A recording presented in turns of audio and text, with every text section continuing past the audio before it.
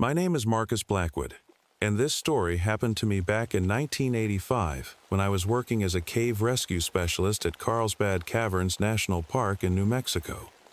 I was 41 then, and I thought I'd seen everything there was to see in caves after spending nearly 20 years exploring them. But I was wrong, so terribly wrong. Before I tell you what happened, you should know that I've always loved caves. Here is something magical about being underground, shining your light into darkness where no one has ever been before. It's like being an explorer on another planet. That's what I used to think anyway. Now I have trouble even going into my own basement. I still wake up screaming some nights, remembering what we found deep beneath the Carlsbad Caverns. Sometimes I wonder if I should tell this story at all, but people need to know. They need to understand what's down there, waiting in the dark. This all started after a small earthquake shook the area. Nothing major, barely enough to rattle the coffee cups in my office. But in the caves, even tiny earthquakes can change things. They can open up new passages or close old ones. And this earthquake, it opened up something that should have stayed sealed forever. The morning after the earthquake, I got a call from one of our junior rangers, Lisa. She was doing a routine check of the tourist caves when she spotted something odd, a crack in the wall that hadn't been there before. Now, new cracks appear all the time in caves, but this one was different. It was perfectly straight, like someone had drawn it with a ruler, and it went from floor to ceiling. I grabbed my gear, helmet, lights, radio, first aid kit, the usual stuff, and headed down to check it out.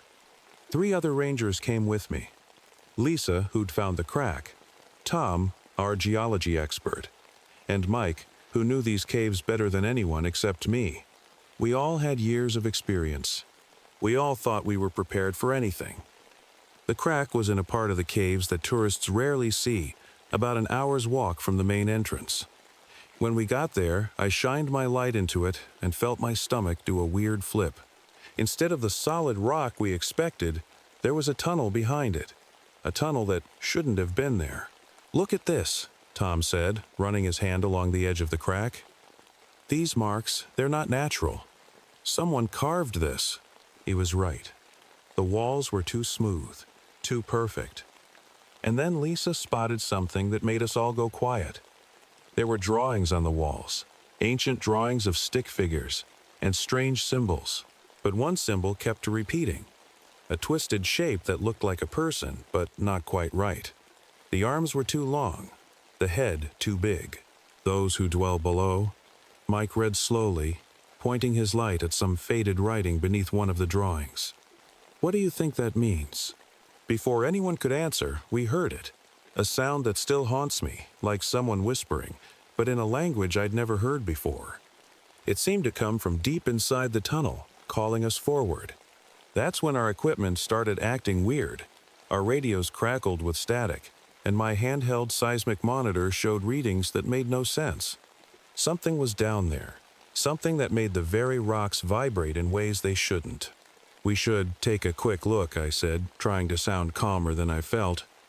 "Just a few minutes to see what's down there." If only I'd known then what I know now, I would have turned around. I would have sealed that tunnel and never looked back. But we were curious, and in caves, curiosity can be deadly. The tunnel was tight, so narrow we had to go single file. I led the way, with Lisa behind me, then Tom and Mike at the back.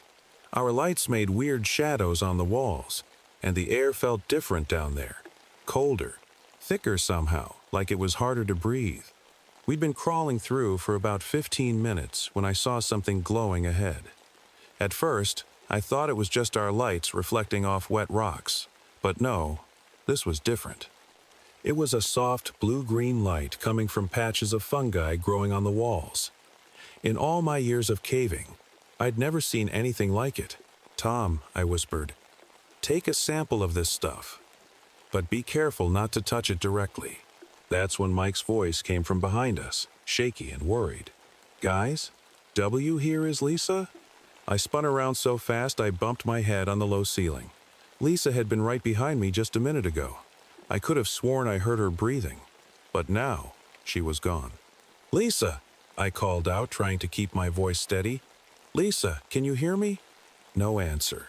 Just that strange whispering sound again, louder now, coming from somewhere deeper in the tunnel. "She must have taken a wrong turn," Tom said. But we all knew that was impossible. The tunnel was straight. No side passages, no places to get lost. That's when my seismic monitor started beeping like crazy. The ground under our feet was vibrating, but not like an earthquake. This was more like footsteps, lots of footsteps, coming from all around us. "We need to find Lisa," I said, fighting to stay calm. "Tom, you and Mike go back the way we came. Maybe she turned around without telling us. I'll keep going forward." "You shouldn't go alone," Mike protested. "I am not leaving one of my team down here," I said firmly. "If I am not back in 30 minutes, go get help." As I watched their lights disappear back down the tunnel, I had no idea I'd just made the biggest mistake of my life. Because what waited ahead in the darkness, it was worse than anything we could have imagined. I moved deeper into the tunnel, my flashlight beam dancing across the walls. The glowing fungi was everywhere now, making the whole tunnel look like it was underwater. I kept calling Lisa's name, but my voice just echoed back at me, sounding stranger each time. Then I found something that made my blood run cold. On the ground was Lisa's radio, cracked like it had been dropped or thrown. Next to it was a boot print in the mud, but it was smeared, like she'd been dragged. As I bent down to look closer, my light caught something else. The tunnel opened up ahead into a huge cave, bigger than any I'd ever seen at Carlsbad. The ceiling was so high my light couldn't reach it. But what really got me were the walls. They were covered in more of those strange symbols, thousands of them, and they seemed to move when I wasn't looking directly at them. "Lisa!" I shouted again, and this time I heard something back. It sounded like her voice, calling for help from somewhere in the darkness, but there was something wrong about it. The words weren't quite right, like someone trying to copy how she spoke. My hands were shaking as I pulled out my compass. It was spinning in circles, completely useless. The seismic monitor was going crazy too, showing impossible readings. And then I saw them, tiny movements in the darkness. Hundreds of cave crickets and other insects were moving across the walls, but they were moving together, like they were being controlled. That's when my light caught something that shouldn't have been there, a metal box half buried in the cave floor. It looked military, with faded warning symbols on it. When I wiped away the dirt, I could make out a date, 1947. Someone had been down here before us. Someone who wanted to keep this place a secret. The whispering was getting louder now, and I swear I could almost understand what it was saying. I should have left right then. I should have run. But Lisa was still down there somewhere, and I couldn't leave her behind. I took one step forward into the huge cave, and that's when I heard it. A sound like fingernails scratching on rock, coming from right behind me. I spun around, my light catching something that made me freeze. There, clinging to the wall, I still have trouble describing it. It looked almost human, but wrong in every way. Its skin was so pale it was almost see-through, like those deep-sea fish you sometimes see on nature shows. Its arms and legs were too long, bent in places they shouldn't bend. And its face, where eyes should have been, there were just dark hollows. But the worst part? It was smiling at me. A smile full of teeth that looked like broken glass. I did what any normal person would do. I ran. Deeper into the cave, my feet slipping on the wet rocks. I could hear it moving behind me, not running but climbing along the walls, making that horrible scratching sound. It was fast, faster than anything that size should be able to move. Then I heard Lisa's real voice, not the fake one from before, screaming somewhere up ahead. I ran toward the sound, my heart pounding so hard I thought it might burst. The cave split into different tunnels, like a maze, and I had to choose fast. "Lisa, keep shouting. I'll follow your voice." "Marcus, help! They're everywhere." She was right. As my light swept the cave, I saw more of them. They were crawling out of cracks in the walls, dropping from the ceiling. Some were smaller, about the size of children.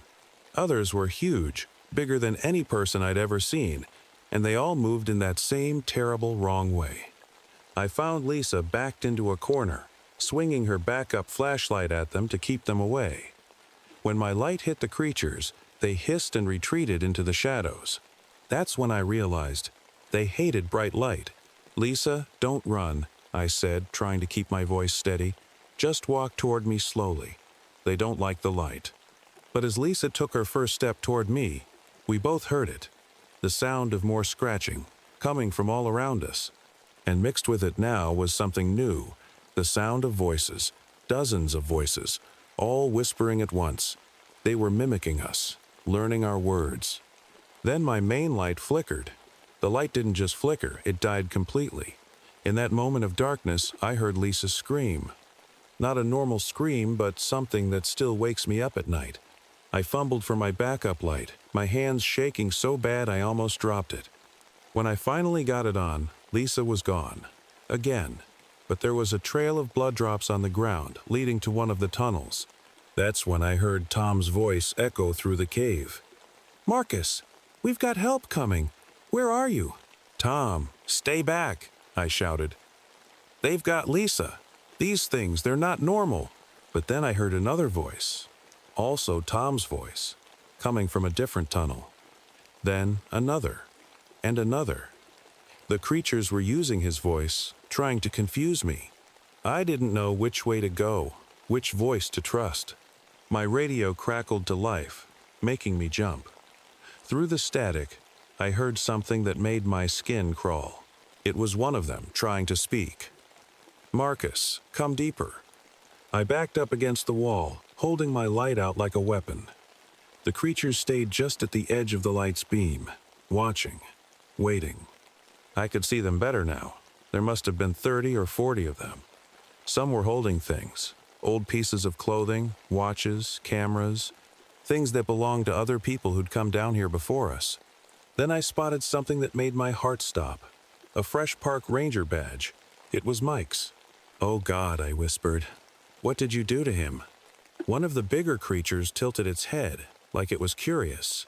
Then it spoke, using pieces of all our voices mixed together. "We show you. Come. See." It held out one of its long, pale hands. In it was an ancient-looking stone tablet, covered in those same strange symbols we'd seen before. That's when I realized they weren't just trying to kill us. They wanted to show us something deeper in the caves. Something they'd been protecting for a very, very long time. I heard more voices then, real ones this time. The rescue team had arrived. I could hear their shouts echoing through the tunnels. But instead of feeling relieved, I felt terrified. They didn't know what they were walking into. "Stay back," I tried to radio them. "Do not come down here. I repeat, do not." The creatures moved fast. In seconds, they had disappeared into the shadows, taking the stone tablet with them. But I could still hear them moving, heading toward the rescue team. The cave crickets moved with them, like a living wave across the walls. I ran toward the voices, my light bouncing off the wet walls. "Get out! Everyone get out now!" But I was too late. The screams started. Not all at once, but one by one, getting cut off in the middle. I found 2 members of the rescue team, both unconscious but alive. The others, I still don't know what happened to them. That's when I saw something that finally made everything make horrible sense. On one of the walls was a carving newer than the others. It showed people, normal people, changing, their bodies stretching, their eyes disappearing. Next to it were dates, hundreds of them, going back centuries. These creatures, they were human once. Some ancient tribe that had gone deeper and deeper into the caves to escape something. Maybe wars, maybe disease. But the caves had changed them. Or maybe they changed themselves on purpose, using something they'd found down there. I heard a familiar voice behind me. Lisa's voice, but wrong somehow. When I turned, I saw her. She was still alive, but her skin had started to become pale and transparent in places. Her eyes were different too, darker, bigger. "Marcus," she said, but her voice didn't sound like her anymore. "They want you to see. They want you to understand." She pointed to a tunnel that sloped down, deeper than any of the others. From it came a strange humming sound, like electricity but somehow organic. "What's down there, Lisa?" I asked, my voice shaking. She smiled, and her teeth, they were starting to look sharp. I didn't have a choice. Lisa grabbed my arm with incredible strength and pulled me toward the tunnel. Her hands were cold, so cold they burned.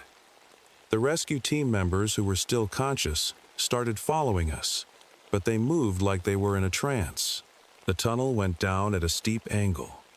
The air got thicker, harder to breathe. The glowing fungi on the walls was brighter here, pulsing like a heartbeat. More creatures joined us, moving silently beside us, their not quite human faces watching our every move. After what felt like hours, we reached it, a massive underground chamber. But it wasn't natural. The walls were perfectly smooth, covered in metal plates that looked ancient but somehow still shiny. In the center was something that still haunts my dreams, a circle of black stone floating in the air, spinning slowly. "What? What is it?" I asked. Lisa's voice was barely human now. The door they came through, the door we guard. The creatures gathered around the floating stone, reaching toward it with their long fingers. The humming got louder, and the stone began to spin faster. Through its center, I could see something. Another cave, but different. Wrong. The air that came through smelled like nothing on Earth. That's when I knew these things weren't just changed humans. They were guardians, keeping something from coming through that door, something worse than them. I heard Tom's voice then, his real voice, weak but clear. "Marcus, the explosives in my pack." I understood immediately. Tom always carried controlled explosives for clearing blocked tunnels. The creatures must not have known what they were. I had to make a choice right then. A terrible choice. I looked at Lisa, or what used to be Lisa. She was almost completely changed now. Her fingers were longer, her skin nearly transparent. But in her eyes, what was left of them, I saw something like sadness. "I am sorry," I whispered, then dove for Tom's backpack. The creatures realized what I was doing too late. I grabbed the explosives and the detonator. My hands were shaking as I set them up, just like we'd been trained. The creatures surrounded me, their clawed hands reaching, their stolen voices begging me to stop. "Run!" I shouted to the two rescue team members who were still human. "Get back up the tunnel, now!" They ran, half carrying Tom with them. The creatures started after them, but I held up the detonator. Somehow, they understood the threat. "Lisa," I said, "if Tahir is any part of you still in there, I am sorry." The thing that had been Lisa tilted its head. "Marcus, stay, change like us." "No," I said, backing toward the tunnel. "Nobody else changes. Nobody else guards your door." I pressed the button. The explosion was deafening. The ceiling started coming down in huge chunks. I ran as fast as I could, the creatures' screams behind me mixing with the sound of falling rock. Something sharp caught my leg, tearing deep. One of them had almost grabbed me. I barely made it. The whole tunnel system was collapsing. When I finally reached the surface, only 3 of us had made it out. Me, Tom, and 1 rescue team member. The Park Service sealed the entrance with concrete the next day. They called it a natural cave-in. Classified everything. Told us never to talk about what happened. But here is the thing that keeps me awake at night. Last week, I saw in the newspaper that they found 3 new sinkholes in the area. And at night, if you put your ear to the ground, you can hear it. That whispered language that's not quite human. They're still down there. And I think they're digging new tunnels. The door needs its guardians after all.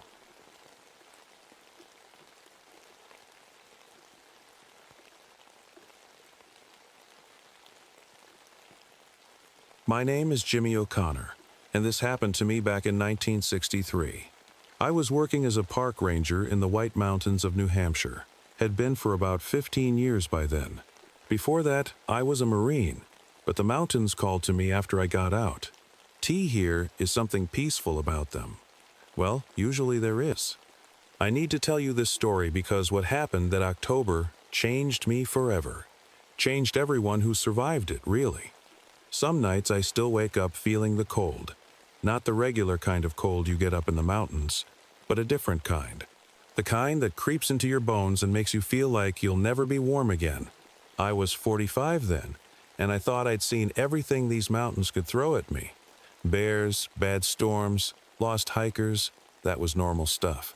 But that October was different. The cold came early that year, way too early.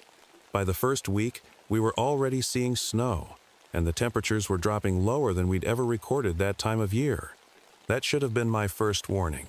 I remember sitting in my RV one morning, drinking coffee, and looking over reports of missing hikers.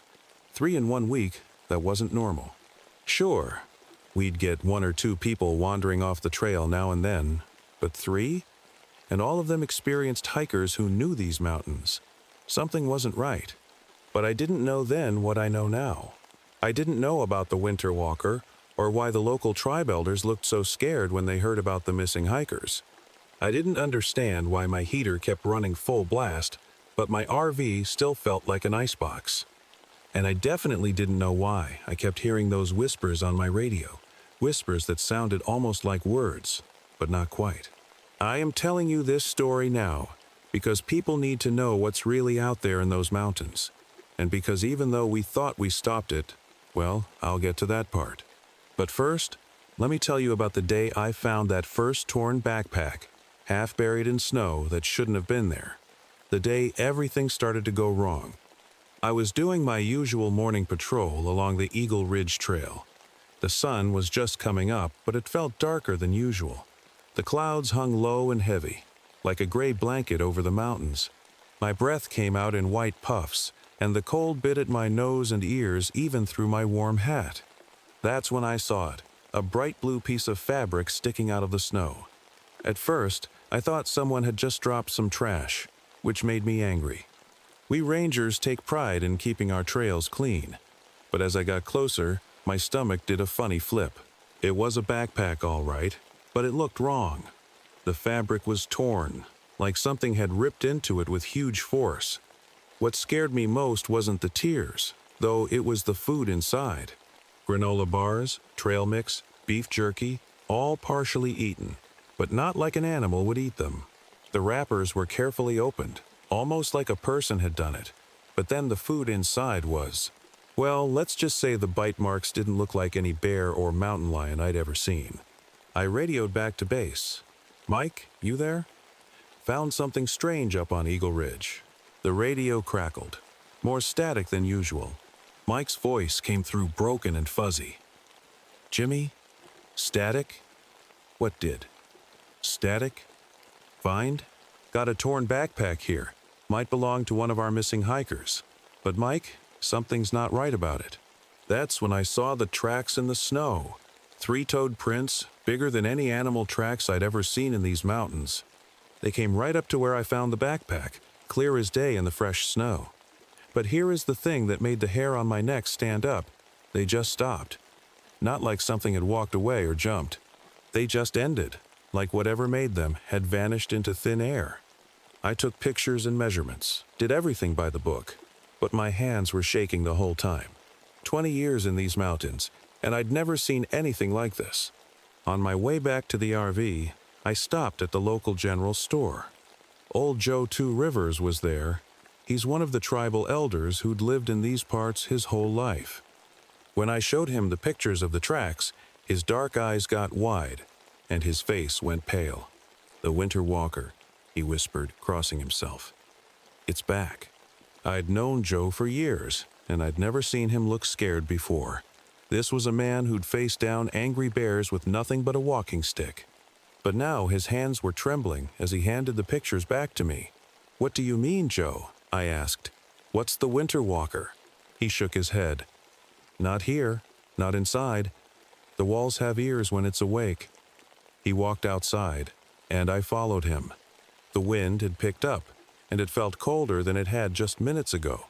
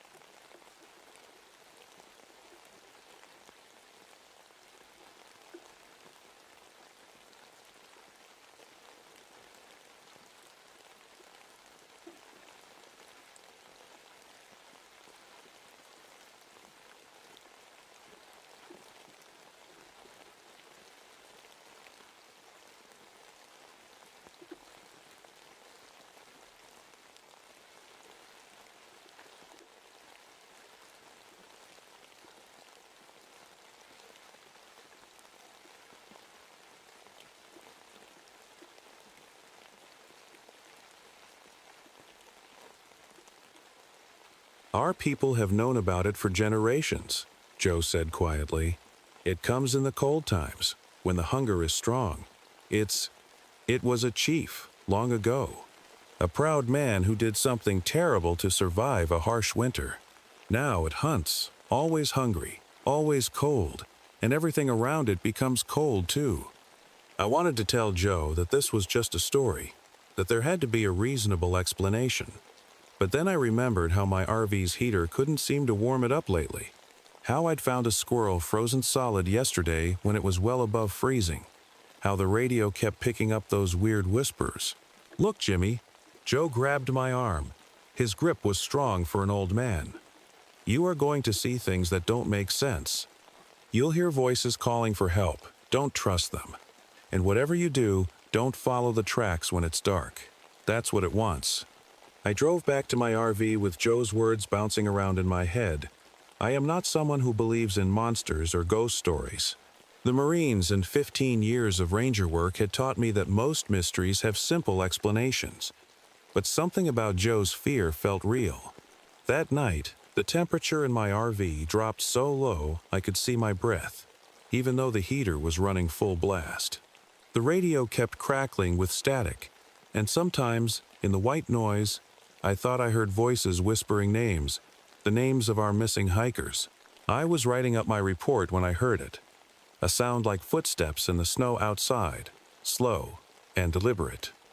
When I looked out the window, I saw nothing. But the footsteps continued, circling my RV, and with each step, frost started creeping across my windows from the inside.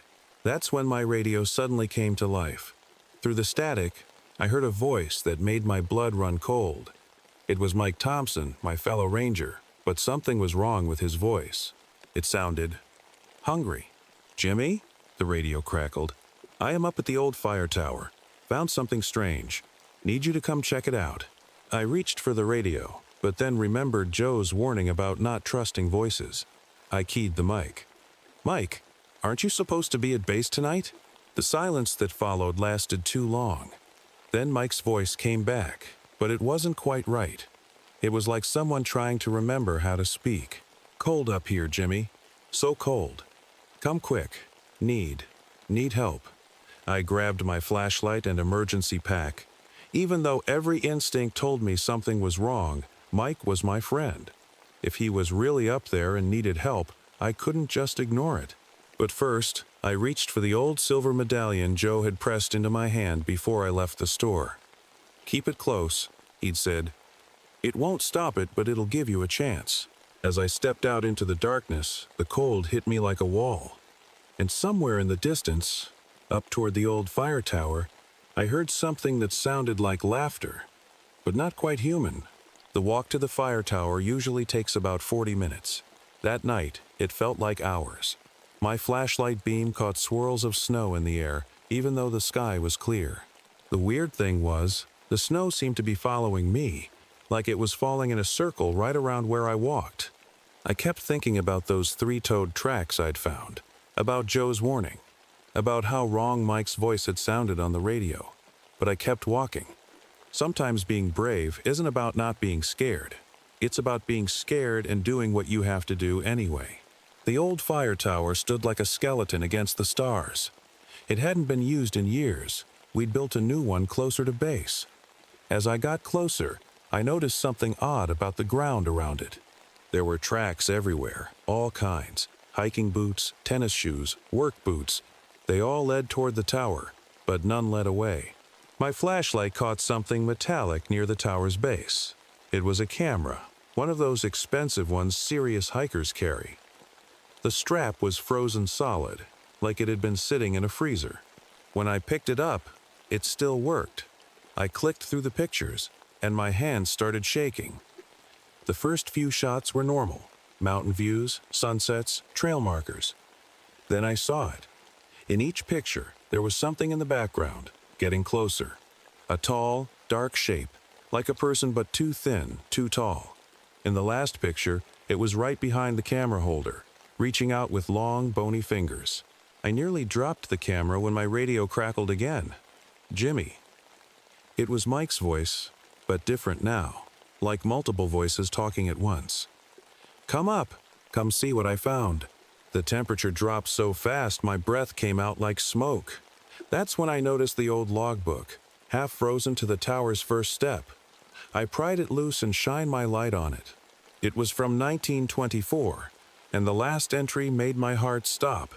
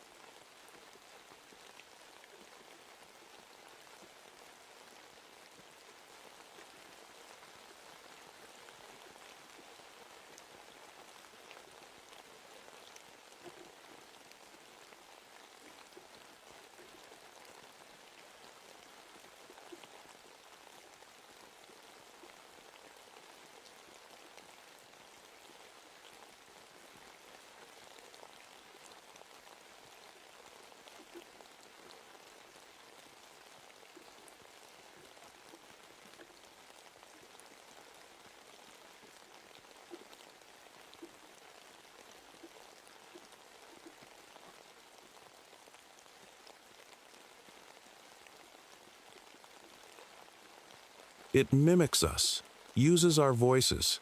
The cold comes from inside it. God help me. I can hear Thompson screaming, but I saw him freeze solid an hour ago. It's using his voice now, trying to call me out. If anyone finds this, don't trust. The entry stopped mid-sentence. Something creaked above me in the tower. I raised my flashlight beam slowly, following the metal stairs up into the darkness. Ice crystals were forming on the rails as I watched. And there, at the top platform, I saw a shape move. It was tall, too tall to be human, and it was looking down at me. Then I heard Mike's voice again, but this time it came from right behind me. "Found you." I spun around, and in that moment I finally understood true fear. What stood there looked like Mike at first, but it was wrong in ways that made my stomach turn. He was frozen solid, like a statue made of ice, but somehow still moving. His eyes were white, like snow had filled them. And behind him stood something much worse. It was tall, taller than any person could be.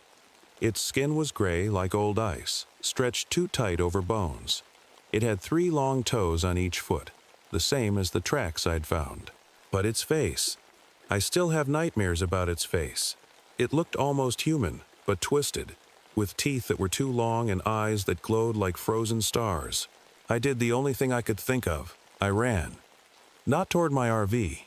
That was too far. But into the fire tower.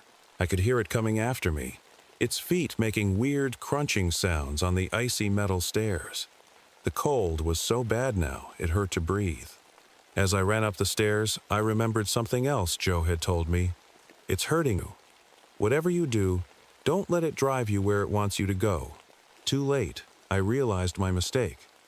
I'd run right where it wanted me, up into the tower, away from any escape. But then I felt the medallion Joe had given me grow ice cold against my chest, and I had an idea. I reached the top platform and turned around. The creature was taking its time, climbing the stairs slowly. It knew I was trapped. Behind it, Mike's frozen body jerked up the stairs like a puppet. Hungry, the thing said, but it used Mike's voice.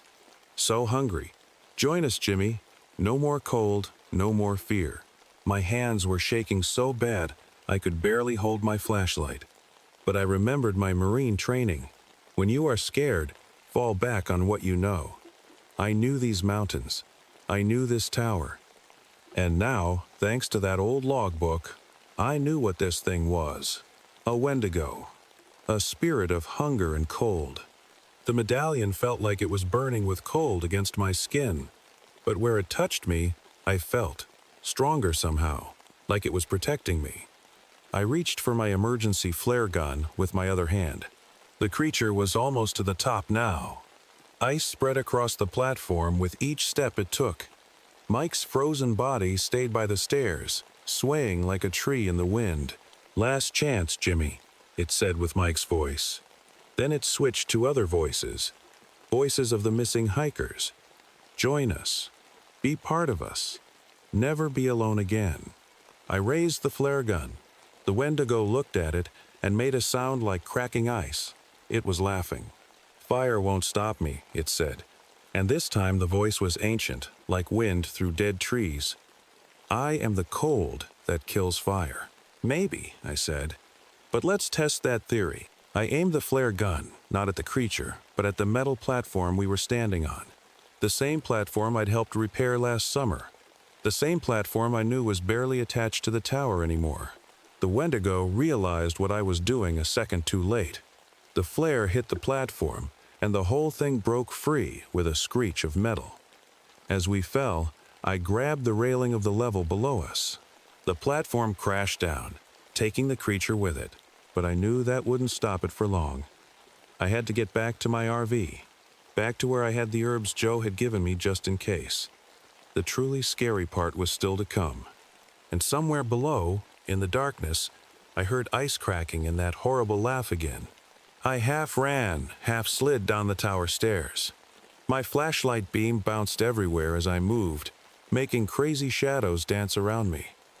I kept thinking I saw things moving in those shadows, but I couldn't stop to look.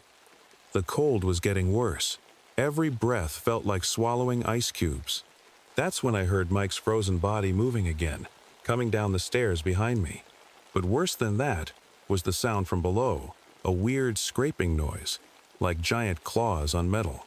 The Wendigo was climbing back up. I was trapped between them. "Think, Jimmy, think!"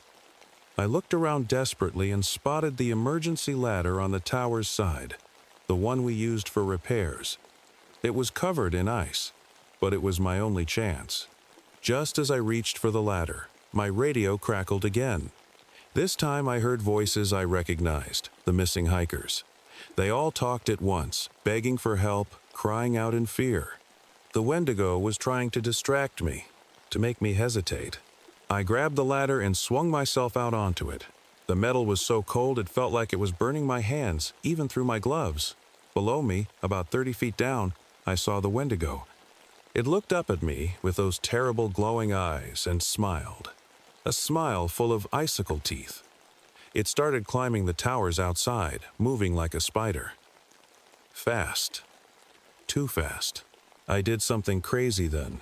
Something they definitely hadn't taught me in ranger training. I let go of the ladder. There was a maintenance shed about 15 feet below me, its roof covered in snow. I hit it hard, rolled, and somehow managed not to break anything. The snow had saved me, but I wasn't safe yet. I could hear the Wendigo above me, and it wasn't climbing down. It was coming straight over the edge of the tower, like it was ready to jump. I ran. I ran faster than I'd ever run in my life. The snow was deep and each step was hard, but fear is a powerful thing. Behind me, I heard a thud that shook the ground. The Wendigo had landed.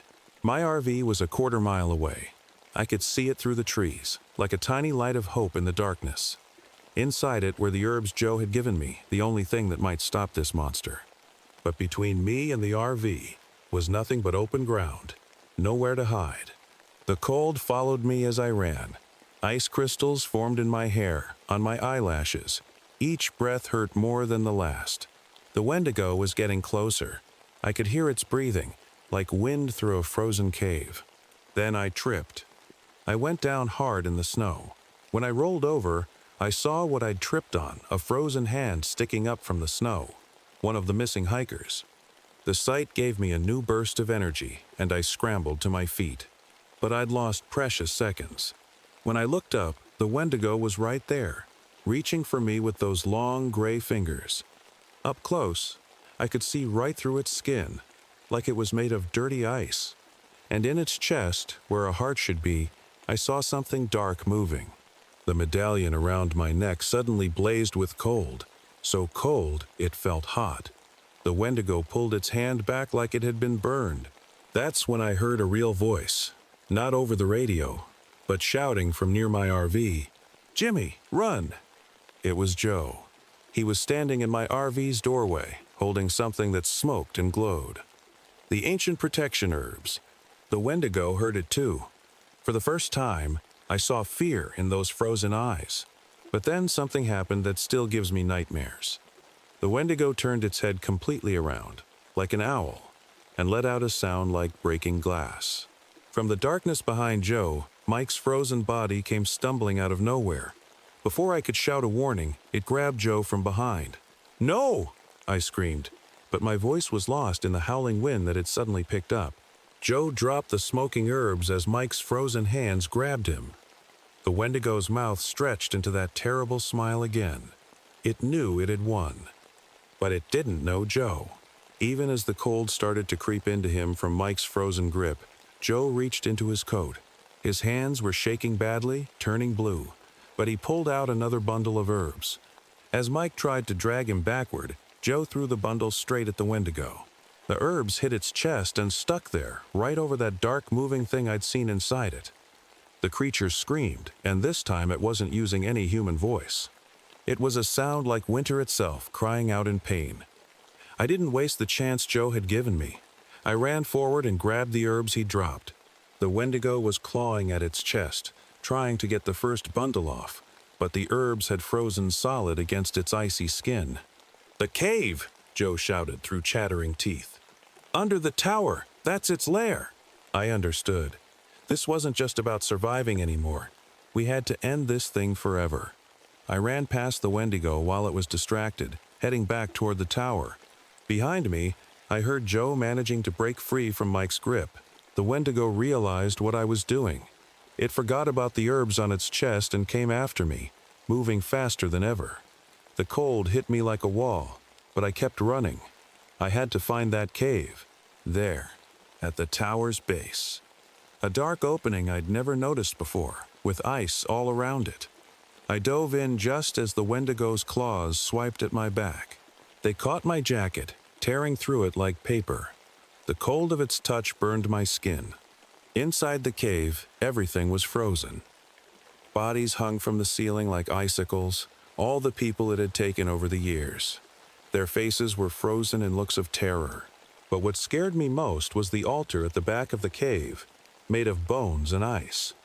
This was where it all started, where that ancient chief had first turned into this monster. I heard the Wendigo enter the cave behind me. It was moving slower now. The herbs burning into its chest were weakening it. But it was still coming. "You've lost," it said, and this time it used its real voice, ancient and cold as space. "Even if you kill this body, I'll come back. I always come back." I reached the altar and turned around. The Wendigo filled the cave entrance, its eyes glowing brighter than ever. Behind it, I could see Joe appearing with a flashlight, watching. "Maybe," I said, "but not this time." I took out my lighter and set the herbs ablaze, then threw them onto the altar. The Wendigo screamed and rushed forward, but it was too late. The fire caught, spreading across the ancient bones faster than normal fire should move. The cave filled with blue-white light. What happened next? I still have trouble believing it, even though I saw it with my own eyes. The Wendigo's body started to crack, like ice breaking on a pond in spring. Light poured out from inside it, not the blue-white light of its eyes, but a warm golden light that reminded me of sunshine. It reached for me one last time, but its fingers crumbled away like snow. Then it just fell apart. But as it did, something else happened. All the frozen bodies in the cave started to thaw. Not back to life, they were long gone, but the ice released them. Including Mike. He collapsed near the entrance, and this time I knew he wouldn't get up again. My friend was gone, but at least now he could rest in peace. The cave started shaking. Chunks of ice fell from the ceiling, and I heard cracking sounds all around us. Joe shouted from the entrance, "Jimmy, get out! The whole place is coming down!" I ran for the entrance, ducking under falling ice. Joe grabbed my arm and helped pull me out just as the cave collapsed behind us. The old fire tower groaned and twisted, then fell too, crashing down over where the cave had been. We stood there in the snow, watching as everything settled. The weird cold was gone. For the first time in weeks, the air felt normal again. I could even see the stars coming out. The strange storm clouds had disappeared. Joe put his hand on my shoulder. "It's over," he said. "For now, at least." "For now?" I asked, not liking the sound of that. He nodded slowly. "Evil like that. It's like a seed. Might take years, might take decades, but sometimes it finds a way to grow back. That's why our people have always kept the stories, kept the herbs growing. Someone needs to remember, to be ready." Over the next few days, we worked with the police to recover the bodies from the cave ruins. Families finally got to bury their loved ones. We told them there had been a cave-in, that the missing people had gotten trapped exploring an unstable cave system. What else could we say?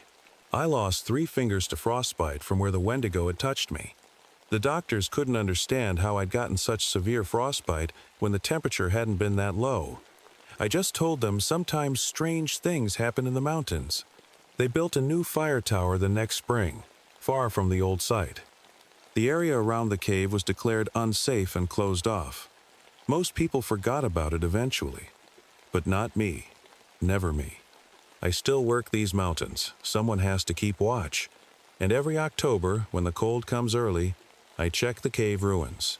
Most times, everything's normal.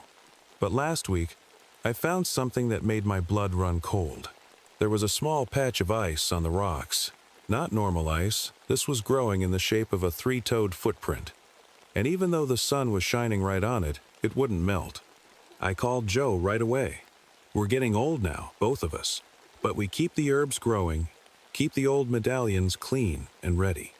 Because sometimes, on cold nights when the wind blows just right, I still hear whispers on my radio.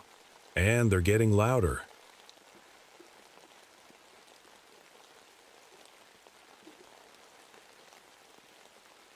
My name is Catherine Reynolds, but everyone calls me Kate. I've been a forest ranger at Pisgah National Forest in North Carolina for over 12 years now, and what I am about to tell you happened to me last year in 2024. I still get chills thinking about it, but I need to share this story. Maybe writing it down will help me make sense of everything that happened. I live in a small cabin near the edge of my patrol area with my German Shepherd, Max. He's been my loyal partner for 6 years, helping me track lost hikers and patrol the deep woods. Before all this started, I thought I knew every tree, trail, and creature in my section of the forest. I was wrong. So very wrong. It began in early October, when the leaves were turning golden and the air was getting crisp. At first, the changes were so small that anyone else might have missed them. But when you've spent as much time in the woods as I have, you notice when things aren't quite right. The birds stop singing in certain areas. The deer and elk completely disappeared from places where they'd always gathered. Even the black bears, which usually stuck to their regular feeding grounds, were acting strange.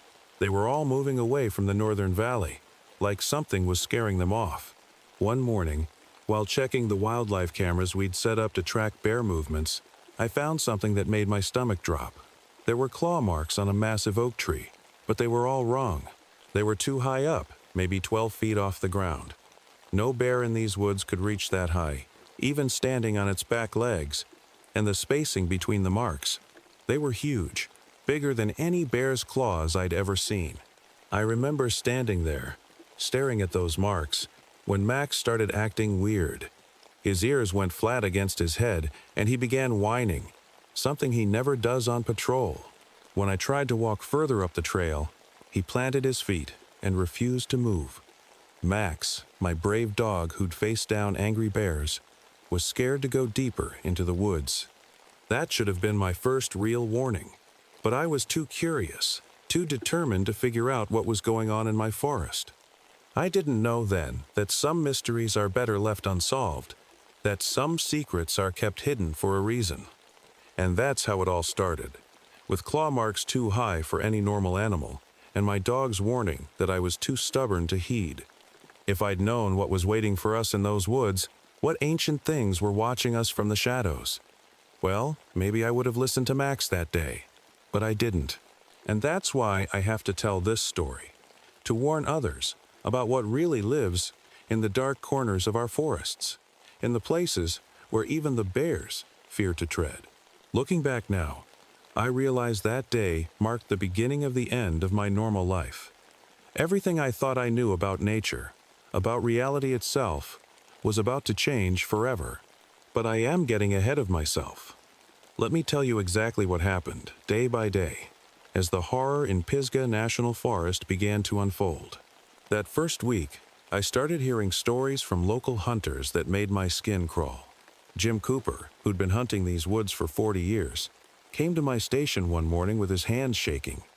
He told me he'd seen something while sitting in his deer stand at dawn, a huge wolf-like creature walking on two legs, just like a person. At first, I thought he was pulling my leg, but I'd known Jim for years. He wasn't the type to make up stories. "Kate," he'd said, his voice barely above a whisper. "It was tall as a bear standing up, but it moved different, smooth-like, and its eyes." He stopped there, like he couldn't bring himself to say more. I decided to dig deeper. In the station's old filing cabinet, I found yellowed newspaper clippings from the 1990s, then the 1960s, and even the 1930s. Every 30 years, like clockwork, people reported seeing strange creatures in these woods. The descriptions were always the same. Massive wolf-like beings walking upright, mysterious disappearances, livestock gone missing. That night, I parked my RV in one of the areas where Jim had seen the creature. I set up my surveillance cameras and waited. Max was restless, pacing back and forth and growling at the darkness outside. Around midnight I heard it, a howl that made every hair on my body stand up. It wasn't like a wolf's howl or a coyote's. It was deeper, almost human-like, but wrong somehow. The woods went completely silent after that howl, like every animal was holding its breath. I checked my cameras the next morning. Most of the footage showed nothing, just empty forest. But there was one clip, just 3 seconds long, that made my heart stop. Something huge moved through the trees, just at the edge of the camera's range. The shape was all wrong, too tall, too human-like to be a bear, but too big to be a person.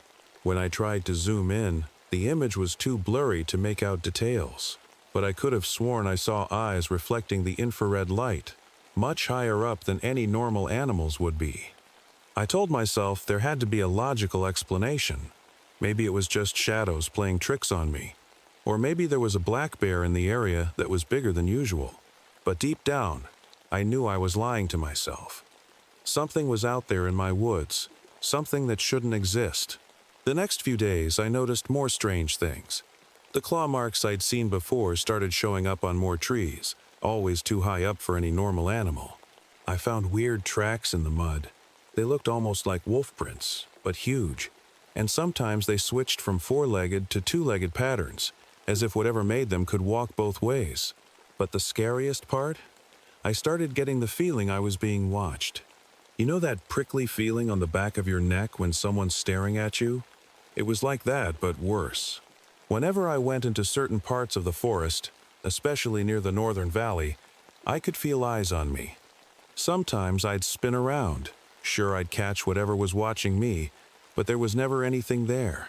Just empty forest and silence. Max felt it too. My brave dog, who used to love running through these woods, now stayed close to my side. Sometimes he'd stop suddenly and stare into the trees, growling at something I couldn't see. I started carrying my tranquilizer gun everywhere, even though I had a feeling it wouldn't do much good against whatever was out there. Then came the morning that changed everything. I got a call at dawn from Bill Thompson, one of our local farmers. His voice was shaking so bad I could barely understand him. When I got to his farm, I couldn't believe my eyes. His entire herd of cattle, 27 cows, had vanished overnight. The strange part? The fence wasn't broken. It was like something had opened the gate, herded the cattle out, and carefully closed it behind them. We found the tracks leading into the forest. Huge paw prints mixed with cattle hooves, but there was something odd about them. The paw prints seemed to walk alongside the cattle, almost like they were guiding them. Bill's face went white when he saw them. "Kate," he whispered, "no wolf pack could do this. They'd have left blood, signs of panic. These cattle, they just walked away with whatever took them. That same day, I found something that made my blood run cold.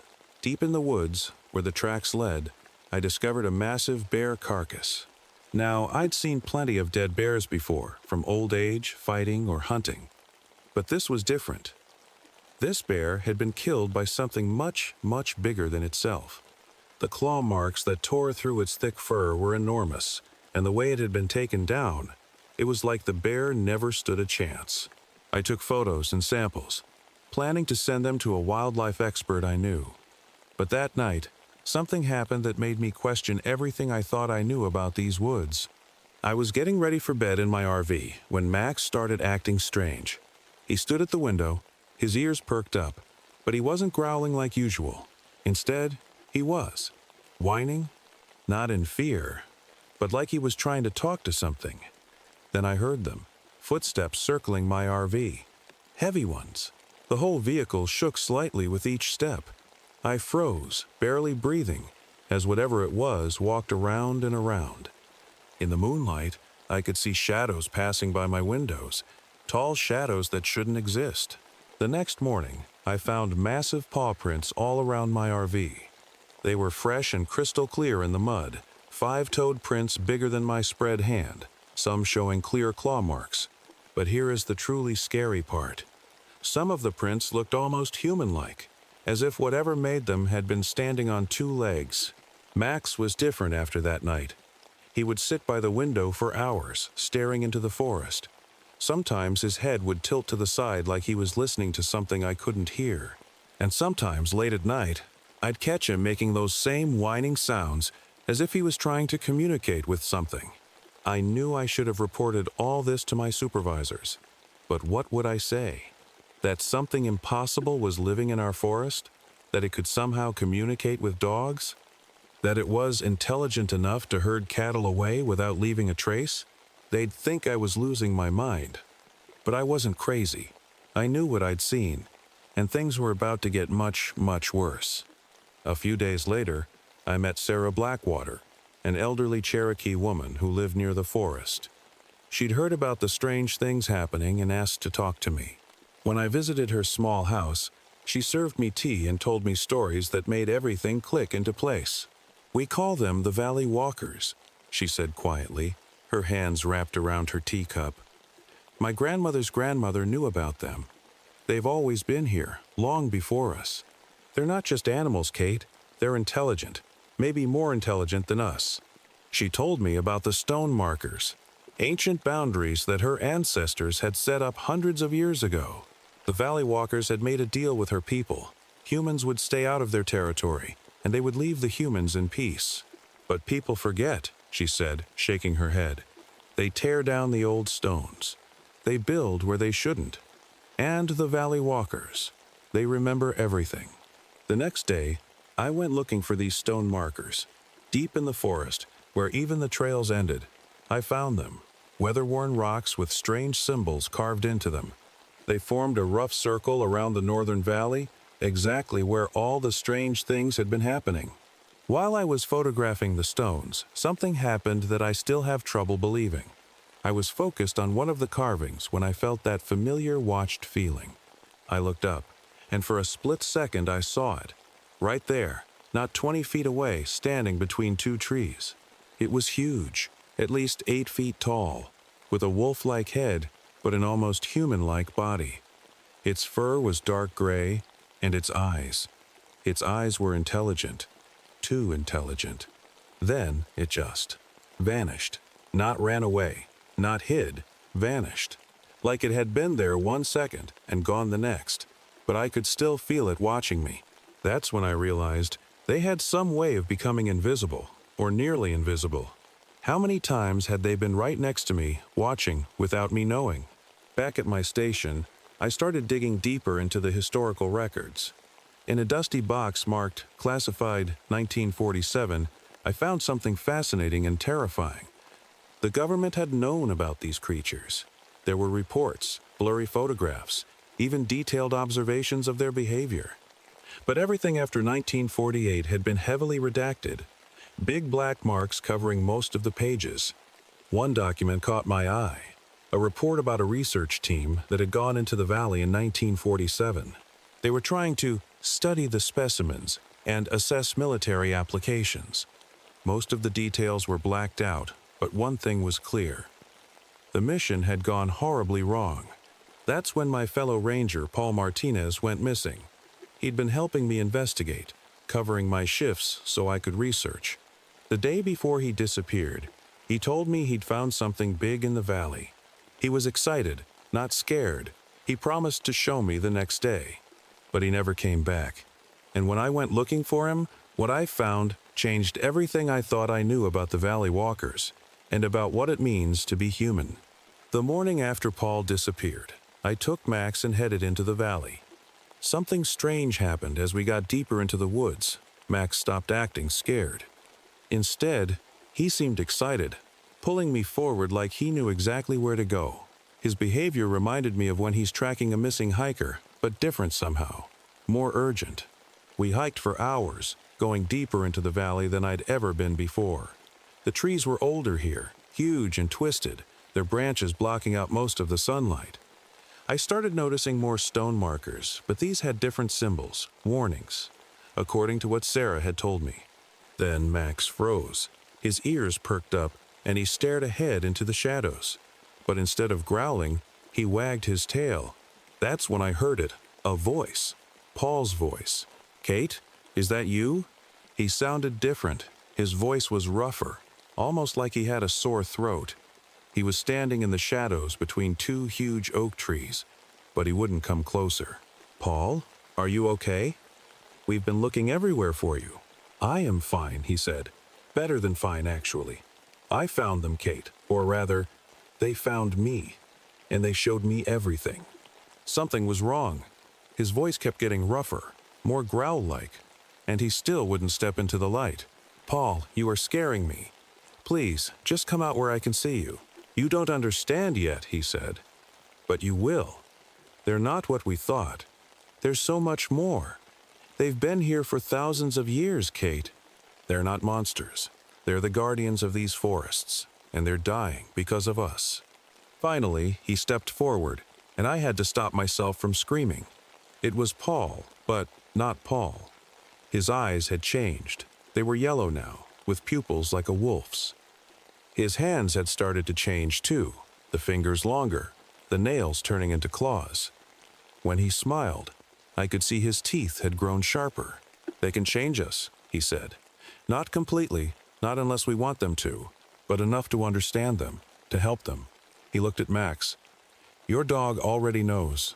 Haven't you noticed how he's different now? He can hear them. Soon he'll be able to see them too." I took a step back, but I heard movement behind me. We weren't alone. Through the trees, I saw shapes moving, tall, dark figures that seemed to fade in and out of sight. They weren't trying to hide anymore. They wanted me to see them. Paul's face was changing as he talked, becoming more wolf-like. "They need our help, Kate. Humans are destroying their last territories. The logging companies are coming, with their machines and their crews. They'll cut down these ancient trees, drive the Valley Walkers away, unless we stop them." That's when I realized the terrible truth. This wasn't just about mysterious creatures in the woods. This was about survival, about two worlds colliding, and I was standing right in the middle of it. I barely slept that night after leaving the valley. The next morning, I got the news I'd been dreading. The logging company was moving in. 5 huge trucks full of equipment were headed toward the valley, along with dozens of workers. They had permits, they had permission, and they had no idea what they were walking into. I tried to stop them. I called my supervisors, claiming there were endangered species in the area. I warned the logging crew about unsafe conditions, but nothing worked. By sunset, they had set up their base camp right at the edge of the Valley Walkers' territory, ignoring the ancient stone markers like they were just ordinary rocks. That night, everything fell apart. I was parked nearby in my RV, watching through binoculars, when I heard the first screams. Dark shapes moved through the camp faster than anything should be able to move. The loggers' floodlights caught glimpses of them, massive wolf-like creatures running on 2 legs, appearing and disappearing like shadows. I grabbed my radio and ran toward the camp, Max right beside me. But I was too late. The Valley Walkers had attacked with terrifying speed and intelligence. They hadn't killed everyone. Most of the loggers had managed to run away. But they destroyed every piece of equipment, ripped the trucks apart like they were made of paper. Then I saw Paul. He wasn't even trying to hide what he'd become anymore. He stood in the middle of the ruined camp, more wolf than human now, leading the pack. When he saw me, his yellow eyes gleamed. "This is just the beginning," he growled. "They'll send more people, more machines. We won't let them destroy our home. Paul, please," I begged. "This isn't the way. You are still human." He laughed, a horrible sound, half human and half howl. "Not anymore. And soon, none of this will matter. We're going to drive all humans out of our territory. Anyone who comes into these woods." He let the threat hang in the air. I knew then what I had to do. Sarah had given me something, an old Cherokee artifact, a small carved stone that she said could remind them of the old agreements. I pulled it out of my pocket. It glowed faintly in the darkness, covered in the same symbols as the boundary stones. Paul saw it and snarled. He leaped at me, faster than any human could move. But before he could reach me, Max jumped between us. My dog stood his ground, not attacking, but not backing down either. He made that strange whining sound again, but this time I understood. He was talking to them. The Valley Walkers circled us, their forms flickering in and out of sight. I held up the stone, my hands shaking. Words came into my head, not English, not Cherokee, but something older. Something they understood. I spoke them without knowing how I knew them. Paul stopped. The Valley Walkers stopped. Everything went quiet. "A new agreement," I said, my voice stronger than I felt. "The valley is yours. I'll make sure of it. But no more killing." Paul stared at me for a long moment. Then, slowly, he nodded. The Valley Walkers melted away into the darkness, taking him with them. I never saw Paul again. But sometimes at night, I hear howls in the distance, howls that sound almost like they're saying hello. I kept my promise. I found a way to have the valley declared a protected wilderness area. No logging allowed, no development. The official reason is preservation of unique ecological features. Only a few people know the truth. Max and I still patrol these woods, but things are different now. The Valley Walkers leave us alone, and we leave them alone. Sometimes, on quiet nights, I see their shapes moving through the trees. And sometimes, Max sits and whines at the darkness, having conversations I can't understand. I've learned to live with it all. The shadows in the woods, the howls in the night, the knowledge that the world is stranger and more wonderful than most people imagine. After all, these forests have always had their guardians. I am just glad they've accepted me as one of them. But if you are ever hiking in Pisgah National Forest, and you see the old stone markers, turn back. Some territories aren't meant for humans. Some secrets are better left in the shadows. And some stories, like this one, are meant as warnings. Because the Valley Walkers are still out there, watching and waiting, and they never, ever forget.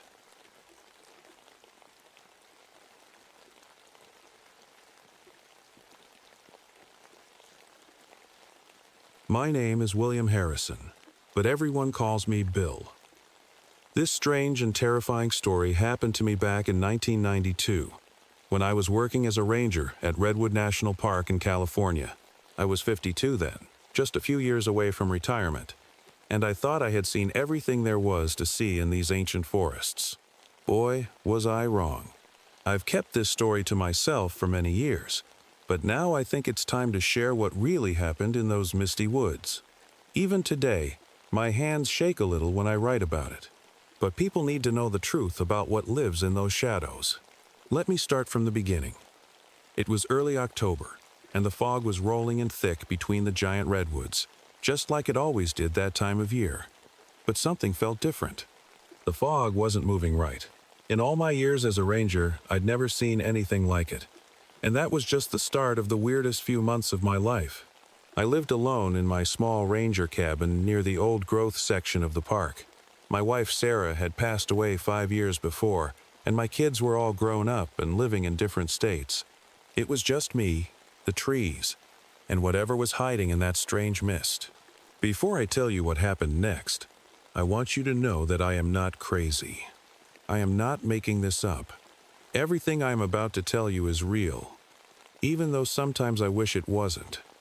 And if you ever find yourself in the deepest parts of Redwood National Park, where the trees are so old they seem to whisper, remember my story. It might just save your life. It all started on a Tuesday morning. I was doing my usual patrol, checking the hiking trails and making sure no campers had left their fires burning. The fog that day was thick as soup, and the air felt heavy, like right before a storm. But something caught my eye that made me stop in my tracks. There, between two massive redwoods, I spotted a perfectly round clearing. Now, I'd walked this path hundreds of times before, but I'd never seen anything like this. It was as if someone or something had carefully cleared away every single leaf and twig in a circle about 20 feet wide. In the middle, there were strange marks in the dirt, like someone had drawn patterns with a stick. I knelt down to take a closer look, and that's when my radio started acting weird. It kept making these crackling noises, and the screen was flickering on and off. I tried to call back to the station, but all I got was static. That's when I felt it, that feeling you get when someone's watching you. You know the one I mean, right? The hair on the back of your neck stands up, and your skin gets all prickly. I looked around, but the fog was so thick I could barely see past the clearing. Then I heard it, a sound I'll never forget. It was like a deep, rumbling breath, but not quite human. Not quite animal either. It seemed to come from everywhere and nowhere at the same time. Just then, Joe Running Bear, one of the local tribal elders who often helped us with park maintenance, appeared out of the mist. He took one look at the clearing, and his face went pale. "Bill," he said, his voice barely above a whisper, "you shouldn't be here. Not now. They're watching." "Who's watching, Joe?" I asked, trying to keep my voice steady. He shook his head slowly. "The tall ones. They've been here longer than the trees themselves. My people. We have known about them for generations. They're usually peaceful. But something's different now. Something's made them angry." I wanted to ask more questions, but Joe just turned and walked away, disappearing into the fog as quietly as he'd come. I stood there for a moment, my heart pounding in my chest. That's when I noticed something else. All the birds had stopped singing. The forest was completely silent, except for the soft drip of moisture from the trees. I took some photos of the clearing with my old Polaroid camera and marked the location on my map. As I walked back to my cabin, I couldn't shake the feeling that things in my forest were about to change, and not in a good way. That night, I couldn't sleep. I kept thinking about what Joe had said about the tall ones. I pulled out my old ranger logbooks and started reading through them, looking for anything unusual. Around midnight, the power in my cabin started flickering. My television turned to static, and my coffee maker kept beeping on and off. Even my watch stopped working right. Then I heard something outside.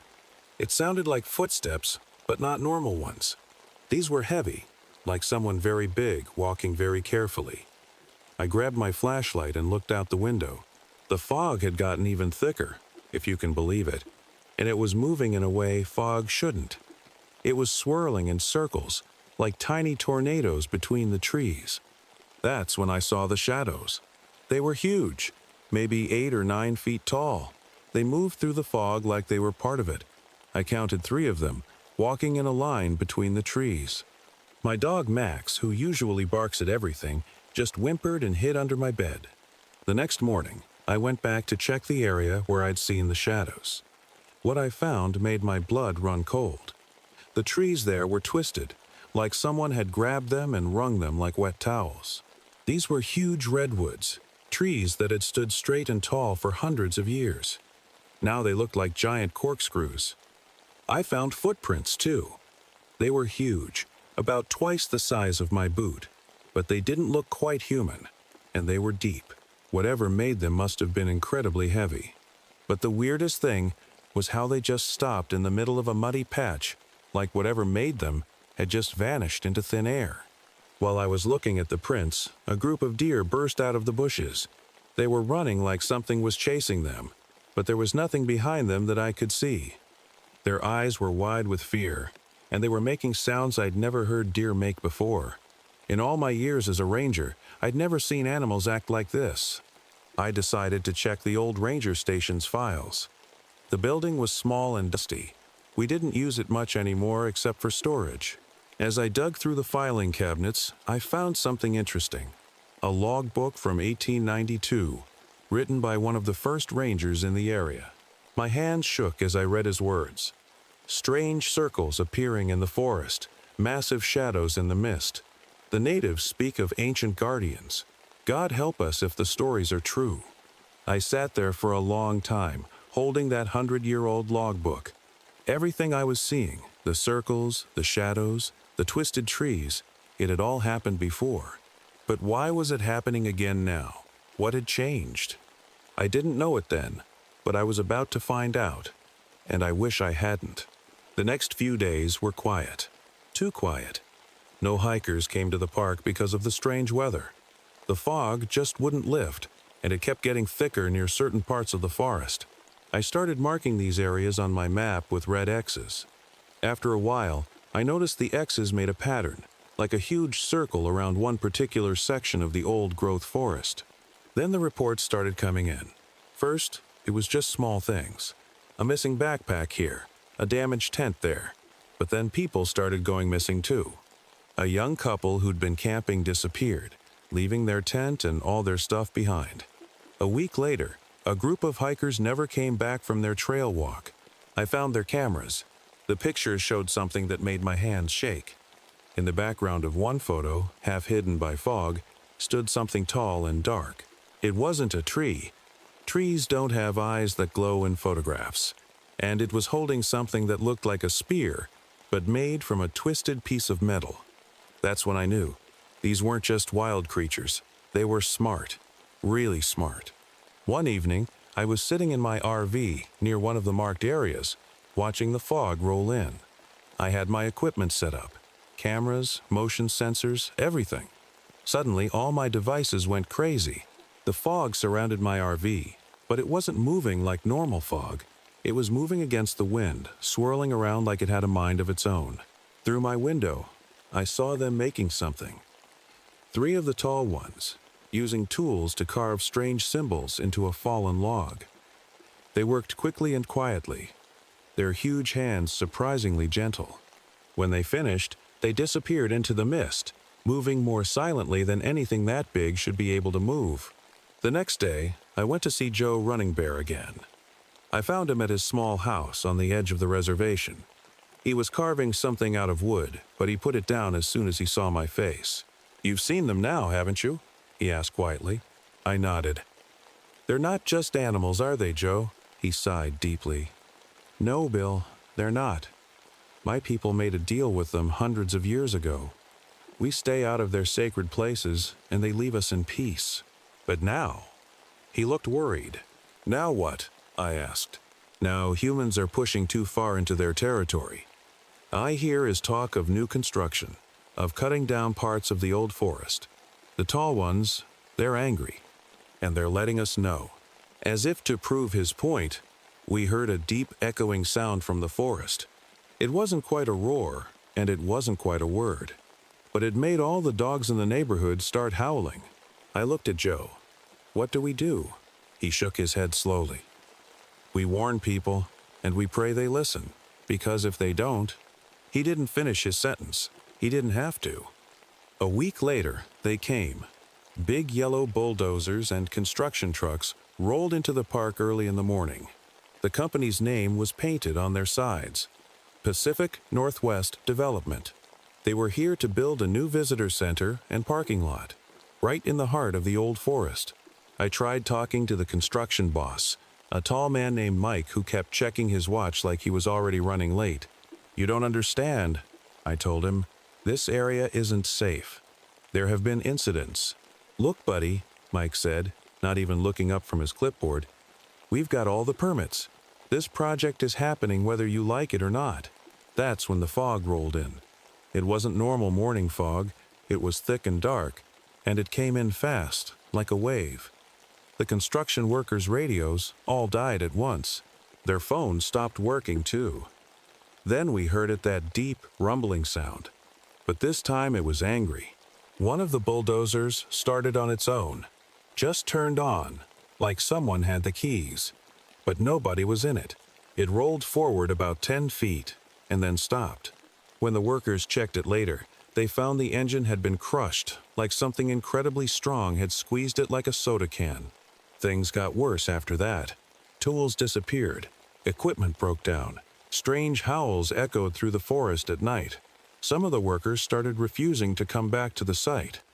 They said they saw things in the fog, huge shadows, glowing eyes, movements that shouldn't be possible. I knew I had to do something. I remembered an old box of documents Joe had given me years ago, stuff about his tribe's history with the forest. That night, I dug it out and started reading.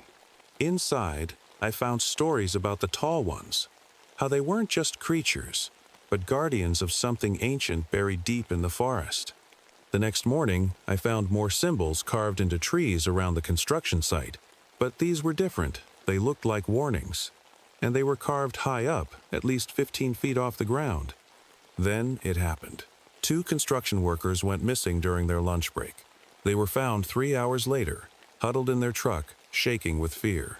They kept talking about how they had lifted the truck off the ground and carried it deep into the forest, with them still inside it. I went to check their truck. There were huge handprints dented into the metal, and on the hood, something, had drawn a symbol. The same symbol I'd seen in Joe's old documents. It meant, leave. The construction boss finally called a meeting. As we all stood there in the morning mist, a dark shape moved between the trees behind him. It was huge, and it wasn't trying to hide anymore. Everyone saw it. The meeting ended right there. But I knew this wasn't over. The company had too much money invested in this project to just walk away. And the Tall Ones, they weren't going to back down either. I had to make a choice. Do my job and support the park's development, or try to protect something ancient and powerful that most people wouldn't even believe existed. That's when I remembered something else in Joe's box. Something about an old ritual, a way to communicate with the Tall Ones. But was I ready to find out just how real these creatures were? Was I ready to stand face to face with them? I didn't have much choice. The construction company was sending more workers tomorrow, and this time they were bringing armed security guards. Something terrible was going to happen if I didn't stop it. That night, I met Joe at the edge of the forest. He brought herbs that smelled like pine and mint, and some old tribal drums. We walked deep into the woods, to the center of where all my red X's were on the map. The fog was so thick I could barely see Joe even though he was right next to me. "Remember," Joe said quietly as he set up the drums, "whatever happens, don't run. Running makes you pray." He started beating the drums slowly and singing in his native language. I sat in the middle of a circle of stones, just like the old document said to do. The herbs burned, making sweet-smelling smoke that mixed with the fog. At first, nothing happened. Then the fog began to move, swirling around us like a slow tornado. The ground shook with heavy footsteps. Through the mist, I saw them clearly for the first time. They were enormous, easily 9 feet tall, with broad shoulders and long arms. Their faces looked almost human, but not quite. Their eyes glowed softly in the dark, like a cat's eyes, but much bigger. They moved with a grace that seemed impossible for creatures so large. One of them stepped forward. In its hand was a staff made from twisted metal. I recognized it from the photo. It looked down at me, and then something incredible happened. I heard a voice in my head, deep and ancient, like the sound of wind through old trees. They showed me things, pictures in my mind. I saw their history, how they'd lived in these woods for thousands of years, protecting something buried deep underground, something powerful that they'd been guarding since before humans built their first cities. They showed me what would happen if the construction continued. The ancient thing would be discovered, and that would bring more humans, more machines, more destruction. They couldn't let that happen. I understood then what I had to do. The next day, I made some calls to people I knew in the government. I told them we'd found endangered species in the area, which wasn't exactly a lie. I showed them pictures of the twisted trees and strange markings, claiming they might be historically important. It worked. 2 weeks later, the whole area was declared a protected wilderness zone. No construction allowed, minimal human access. The construction company wasn't happy, but there wasn't much they could do. 4 rangers died that year in strange accidents. All of them had been pushing to continue the development project. I retired early after that, but I still live nearby. Sometimes, on foggy mornings, I see the shadows moving through the trees. They know I help them, and they leave me alone. But the forest has changed. More hikers go missing every year, only to be found miles away with no memory of how they got there. Strange sounds echo through the valleys at night. The fog comes and goes as it pleases, following patterns only they understand. I still walk in the woods sometimes, but never too deep, and never after dark. The tall ones keep their distance, and I keep their secret. It's a fragile piece, but it works.